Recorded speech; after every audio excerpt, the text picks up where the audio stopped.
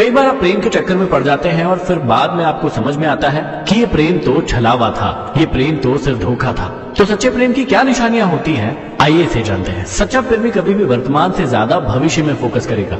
वो आपसे हमेशा पूछेगा कि भविष्य में हमें ये चीज किस प्रकार से करना है, चाहे वो शादी की बात हो, चाहे वो अच्छे रिश्ते की बात हो या फिर कमाई की बात हो। हमेशा भविष्य को फोकस में रखते हुए वो आपसे बातें करेगा। सच्चा प्रेमी हमेशा उम्मीदें बहुत कम करेगा और आप पर पूरा भरोसा करेगा। कई बार रिश्तों में भरोसा ही सब कुछ होता है और अगर भरोसा नहीं है तो वो रिश्ता किसी भी काम का नहीं होता है और जल्दी खत्म हो जाता है। सच्चा प्रेमी हमेशा अपनी बात कहने के साथ ही साथ सामने वाले की बातें भी सुनता है और उसमें यदि कोई अच्छी बातें होती है तो उसे एक्सेप्ट भी करता है और अपने जीवन में अप्लाई भी करता है। और सच्चा व्यक्ति कभी भी दिखावे के लिए प्रेम नहीं करता। जो भी चीज सही है उसे सही कहता है और जो भी चीज गलत है उसे गलत कहता है और हमेशा अपने रिश्ते को बनाने के लिए, बनाए रखने के लिए पूरी कोशिश करता है।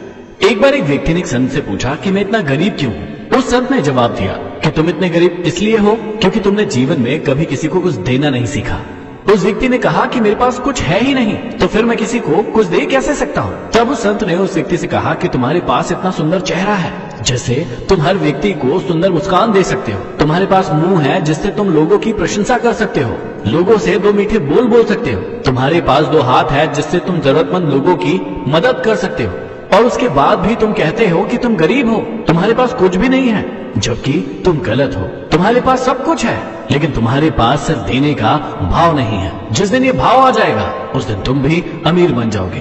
भौरे के बारे में एक बात कही जाती है कि भौरे के पंख इतने पतले और इतने छोटे होते हैं कि वो उस भारी से शरीर को जीवन में कभी भी उठा ही नहीं सकते, लेकिन उसके बाद भी भौरा कैसे भी करके उड़ता है। जब उसका कारण पता किया गया तो लोग आश्चर्यचकित रह गए। भौरा देखता है कि दूसरे पक्षियों को भी पंख है जो कि उड़ पा रहे हैं और मेरे पास भी पंख है, और वो उन्हें फड़फड़ाना शुरू करता है और इतनी तेजी से फड़फड़ाता है, इतनी ताकत लगाता है, पूरे आत्मविश्वास के साथ उड़ने की कोशिश करता है कि फाइनली वो उड़ जाता है। जीवन में कई सारी चीजें आपको भी ऐसे ही इम्पॉसिबल लगती होगी कि ये मुझसे नहीं हो सकता है, लेकिन यदि आप पूरी ताकत लगा दे और पूरी इच्छा के साथ उस काम को करें तो वो चीज इम्पॉसिबल से पॉसिबल हो जाती है। एक बार एक विद्यालय में परीक्षा चल रही थी। हर बच्चा बहुत ही सिंसियरिटी के साथ सारे प्रश्नों का जवाब दे रहा था, लेकिन जैसे सारे बच्चे लास्ट प्रश्न पर आए सभी के सभी दंग रह गए और घबरा गए कि इस प्रश्न का उत्तर वो कैसे दें। लास्ट प्रश्न था कि इस विद्यालय में सबसे पहले सुबह सुबह कौन आता है।